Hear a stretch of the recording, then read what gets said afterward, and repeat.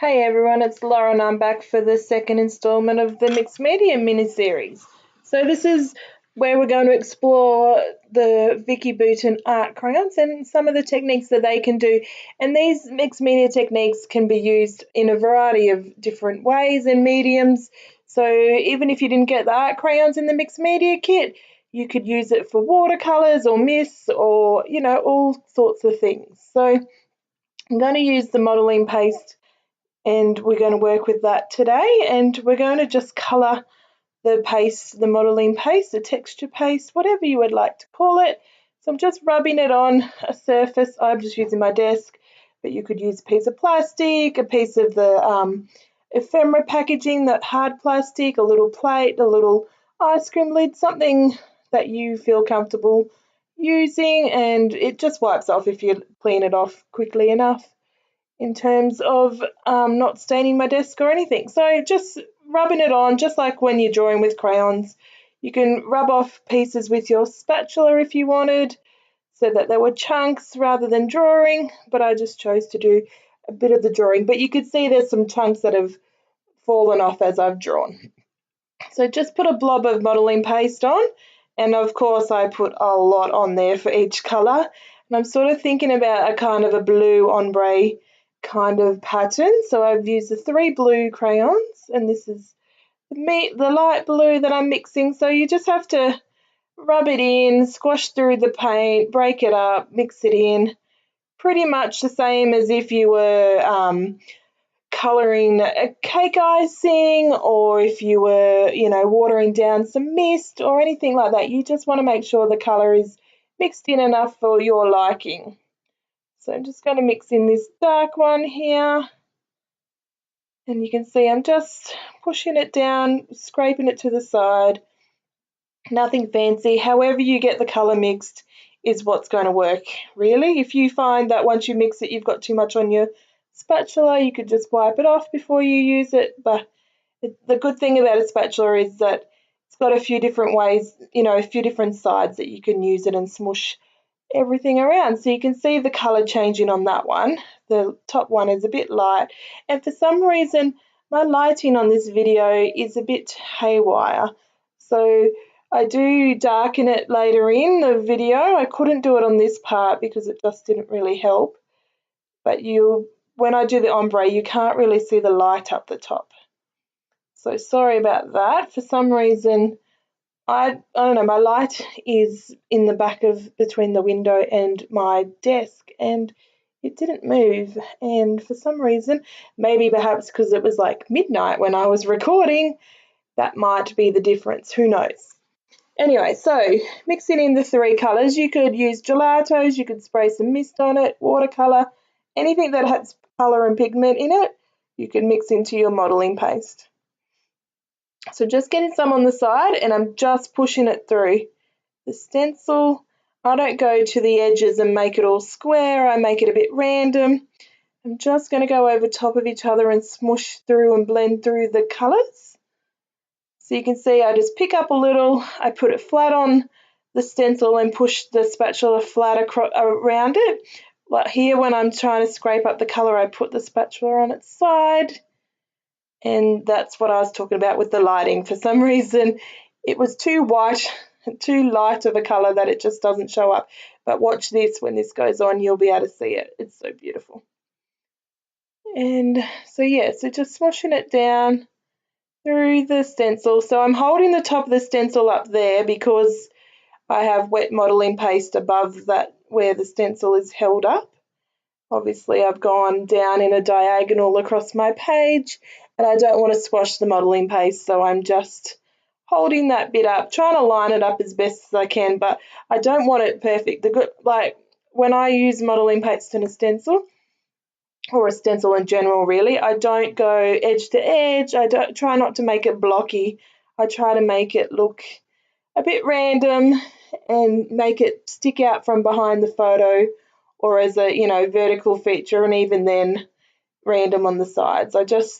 For me, that's just my design.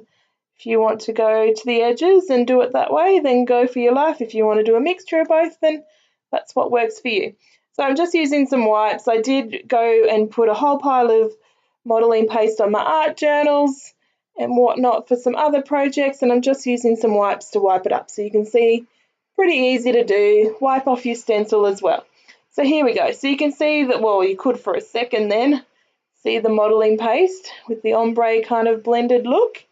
I'm just using this photo of my two little boys, when my youngest was 6 weeks old and my eldest was just over 2.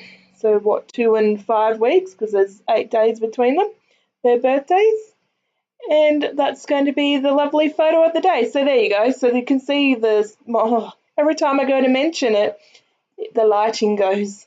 Just going to use this not stencil frame from the kit, and that's going to highlight it. The other reason why I wanted to use this frame is the word title, the chipboard word title that says Brothers is that brown kind of wood look, and I tried to get it on one of the previous layouts and it just couldn't work because the brown was just nowhere to be seen. And I found this frame and figured it was the right size. I was like, woohoo, I can use that title. So yeah, so just put in some double-sided tape so that I can tape down that photo. And look at the little cute boys. So I'm just going to put it there to the left of the modelling paste, and that's where it's going to start the embellishment and the photo cluster. It's all going to be one little part. There's not going to be anywhere else, and that's just the way the design goes today. So just layering up some paper behind it, trying to find my scissors, of course. Now my modelling paste is still wet, which is why I'm trying to move it out of the way. The good thing about doing mixed media is that you can put it on there on the background, put it aside, leave it to dry while you play with your layers. You could even play with some embellishments while you're waiting for it to dry. I don't bother too much with a heat gun usually. That way if you use your heat gun too much, you can warp your paper. If you put the heat gun too close and too long, then it warps the paper, because you've got to remember, we are working with paper. Yes, it's cardstock, but is just paper. So, the more things you do to it, the more damage it's going to cause. So, unless it's like extremely wet, then I don't really worry. And even this is still wet when I put on my clusters. And I do manage to put my finger in it in one section, but not too bad that it causes a big disaster. So do be careful if you don't wait for yours to dry. I'm just going to put another big layer behind this. That's going to be able to bring in some of the other colours. The good thing about pattern paper like that with all those stars and the different colours is that means when you go to add some embellishments in your clusters and your title and whatnot, it means that you have a variety of colours that you can choose from, rather than limiting your palette of colours by just a photo layers with a couple of colours, which also works for other layouts anyway, like the previous installment, number 1, where we worked with the packaging technique. It was just blue and green. So and I love that layout. I was sharing the photos the other day, and I'm so proud. Just love it. And I hope you guys feel the same way, that when you do a layout and you're so proud of what you've made, and it's just so thrilling to share it. Even if you're sharing it at home with friends and family, you're not sharing it on social media, it's still awesome to show it and be so proud and so excited and see people's reactions and hear them. That's the beauty of scrapbooking, is not only to be creative for our own side and document the memories, but also share that with others. So I just ripped one of these labels in half so that I could stick it in one of the layers, and that also means I can use the other half on another layer, or even on this one if I choose to do so. But the good, sometimes it's nice to just use a whole piece of ephemera. Other times it's nice to break it in half. So this black puffy frame, that's going to go in my top corner there, as you've seen. And I just go and see how wet that is. It's not too wet, but it is wet. Modelling paste takes a little bit of time to dry. If you're going to do much with it, then you need to be mindful that it is a thick medium that you are putting on the page. So just double checking that that is exactly where I want it to go, having a think about what I want to put on it, how we all are seems to be 90% of YouTube videos, processed videos, people tapping their fingers every now and then. So I thought I'd put some packaging technique, watercolor kind of style over top of the modeling paste, just to add a bit of extra oomph to the background. So adding some water, I filled it up, mixing it in. I filled up my spray bottle, because if you watch the first video, I ran out of water in my mist bottle and was really just hoping that the dregs in there was enough, and then realised that I should go and fill it up before continuing on to the next layout. So I'm just dabbing it onto the page there with my brush, getting, you know, I'm going to say chunks, but not chunks. You want to grab blobs of the colour and add it on. There we go. And just put it in a couple of spots. I'm going to blend it in a moment, but you can see I'm making another green by mixing them two together. Means that they'll not only blend on the page when they meet, but also that part will be blended. Just spraying directly onto those blobs of colour, adding a bit more on top of the wet part, because the water means that the colour is going to move around the page. So you can see that even though you're painting in sections with your paintbrush, it's also nice to add it, but also to add your water and do this. Look at that. So I just put the packaging technique on there as such, adding the bulk of the colour. That's what I wanted to do. And that way I'm just using some water to spread it out further, to drip it down the page, and now doing some ink splatters just to give a bit of colour to all those big white spaces. I realised I needed a bit of colour down the bottom there, so on it goes. And the good thing about not much colour left on that packaging is that that colour down the bottom is going to be lighter than the top, so that it looks like it has gone from the top to the bottom in a nice little natural state. So I checked my photo layers again against the background and realised that actually that grey strip is too long for me. So I carefully pull that back, even though that didn't look very careful, did it? And I cut this so that it is thinner. Sometimes, you know, it might be easier if you don't stick it all down while you're still thinking, but I just like to go with the flow and not overthink it a lot. And like you can see, because it's a piece of paper that mostly is covered, it's not that bad that I pulled it off and then stuck it back on. See? Ta-da! Just cutting it down because obviously I didn't put it back exactly where I had it last time. So yeah, so now you can see we've done the modelling paste with some colour using the crayons on this one, and then we've also done some watercolour-y packaging, you know, blending of colours and misting the water to blend it all, kind of a technique. And that was just a whole pile of rambling words together with the word technique after it. How crazy. Modelling paste with colour so that it's not just plain modelling paste, and a bit of watercolour-y colour over the top. That's what we're going to go with. That's the way it is. So adding that puffy frame that I was holding on my hand and adding a doily. Just using the wet glue because we're making some bulky layers, but also we're going on top of some mixed media. Just going to have that sticking out the side, just like that. And yeah, so sticking that down, remembering that everything's still wet, so I'm being very careful. Now I'm going to just have a play with some embellishments. So there's that Brothers title that I was talking about, and that's going to go up there. Thinking about some arrows and all sorts of things. So there was a lot of embellishments that we got in this kit this month. Well, I get all 4 kits, so I do end up with a lot of exclusives, a lot of the Cocoa Vanilla Studio collection, but also then some extra goodies that Steph has put together and decided goes well with the kit. And then you're like, she's so right. She always gets it right. Everything that is, you know, added in is just amazingly perfect.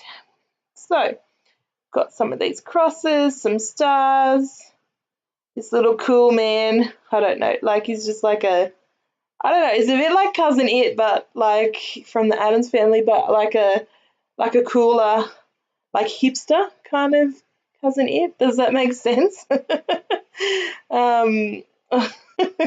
Let's go with that, something crazy. So yeah, added some more of the ink splatters because I'd covered it all up mostly. There we go.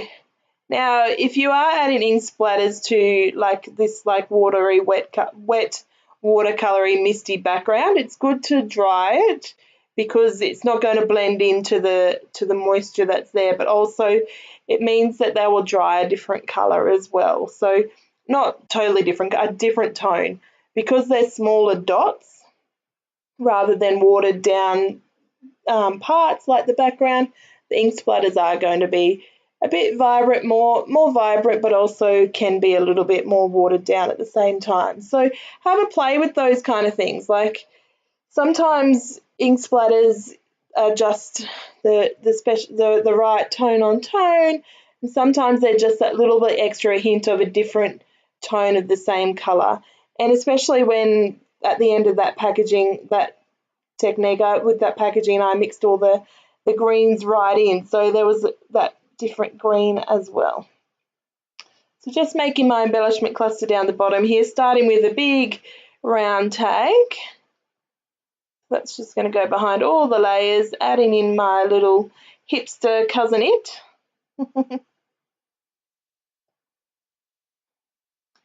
On he goes, and we're going to add the word love. And so just playing with a bit of dimensions with the cluster, so there's things that are up and low and sitting on top of each other, sitting underneath each other. Actually, I don't think that stays, does it? I was trying to make sure that the bottom of his hair is sticking out, but it didn't look right, so I had to put the love up there. But you can still see the coolness, especially when you pull him out like that, the coolness of his body, the shape, and it's quite funny. So yeah, so there's not much else that goes on with this layout. I do have a little play around with things. Add some stars. Stars are always good on a baby boy layout or a boy layout in general. And yeah, sorry, the camera, because when I move my hands closer, it auto corrects and focuses to that. Now I'm just pulling up these hearts because then I realize they're in the wrong spot when I put that star down. So I've got a white one and a black one. They were just with those puffy frames that were on the packet of thickers that came in the kit. So yeah, I'm just working out that I need a third cluster over there in that puffy frame, something small, nothing crazy and wild. Just going to add in this happy day. That's just going to add totally to the cluster there and round that off pretty much. Add in some wood veneer arrows because why not? Wood veneer is awesome, but that also fills in that little bit of trapped white space between the star and the word happy day. And yeah, just like my embellishments obviously off over to the right there. I couldn't have them in screen. There's just too many. Even the art crayons, like they're in screen. They're only, it's pretty hard to get everything in the screen. Just roll in the back of the paper. It's starting to warp a bit. This is an 8.5 by 11 piece of cardstock.